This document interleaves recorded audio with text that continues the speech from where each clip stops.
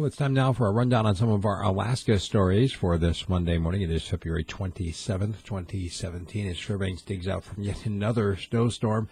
Allakaket banished 4 people over the issue of meth. I don't know if you saw that story late last week, but it was interesting because this is something that has worked for literally thousands of years. They didn't have to put anybody in a cage. Nobody got shot dead. They just simply said, look, this behavior is not going to be tolerated in our community. You're out. And these 4 people were banished. Meanwhile, a Fairbanks officer who shot a man dead last August has been cleared in the official report on that shooting. Roxy Wright has won the Fur Rondy sled dog race again. Big purse this year, though. It's actually one of the biggest in history, $100,000. Congratulations, Roxy. By the way, the Nanooks won the Governor's Cup again. If you haven't heard, it's back in Fairbanks. And the Fish Board is considering a whole bunch of changes to dipnetting and other issues at the fish meeting. The Fish Board is meeting for the next week or so. Davis and Simons won the Iron Dog after the previous frontrunners were disqualified because somebody was observed pushing on the snow machine to get it fueled. They're like, dude, that makes us look like we're cheaters. Anyway, that's what the rules say. They were disqualified. A proposal for the Kenai Peninsula to remove the invocation entirely has passed its introduction. It will be held, actually, I believe the vote is going to come up on March 21st. So they're potentially not going to have any prayer at all in front of the Kenai Peninsula Borough meetings. Emmonak, a village, went damp, I believe, in October, and almost immediately started seeing an uptick in crime as people were going after the booze that was being shipped in.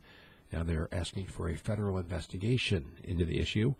Meanwhile, a proposal for new Turnagain Arm police service is being introduced to the Anchorage Assembly. That gas line that's been leaking down there in Cook Inlet apparently not going to be repaired until at least mid-March. So we're going to be keeping our eye on that. They say not to worry, though. There's no danger to people or to wildlife.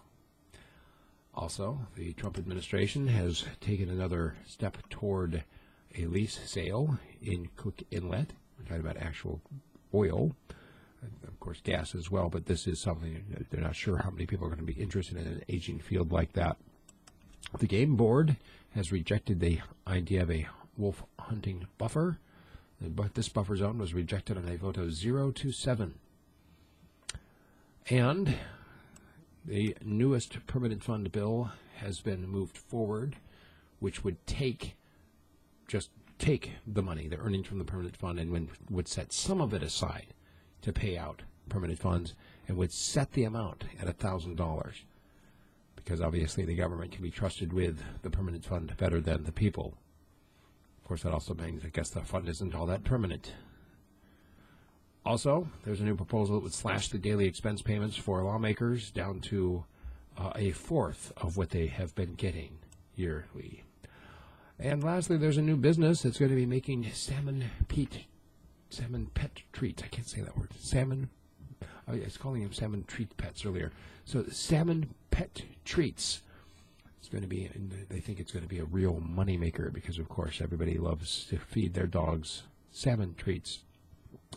Actually, dogs do. They go nuts for them. Absolutely nuts for them. Anyway, you like what I'm doing? Become a patron at Patreon or buy a subscription directly at radiofreespeech.com. Today's commentary has to do with Trump snubbing the press dinner, the correspondence dinner that they're having. No, he's not going to be a part of it because, well, you'll hear about it in my commentary. Check it out, and we'll talk to you tomorrow.